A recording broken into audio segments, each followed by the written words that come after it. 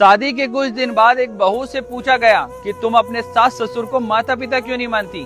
तो बहू ने जवाब दिया कि जब कुछ दिन पहले मैंने इस घर में कदम रखा था तब मैंने अपने मन में ठान लिया था कि मैं अपनी सास को अपनी माँ मानूंगी और मैं अपने ससुर को अपने पिता मानूंगी। लेकिन इस घर के लोगों ने कभी मुझे इस घर का हिस्सा माना ही नहीं, कभी मेरे साथ अपनों की तरह बर्ताव किया ही नहीं, हमेशा मेरे साथ परायों की तरह बर्ताव किया। इसलिए मुझे सिर्फ इस घर में बहू बनकर ही रहना पड़ा। माँ बेटी जैसा रिश्ता कभी बन ही नहीं पाया। माता पिता का रिश्ता सिर्फ नाम से तय नहीं होता, बल्कि उस घर के लोगों के अपनेपन और व्यवहार से तय होता है। इसलिए इंसान को प्यार दीजिए, अपनापन अपने आप ही आ जाएगा। शादी के कुछ दिन बाद एक बहू से पूछा गया कि तुम अपने सास ससुर को माता पिता क्यों नहीं मानती।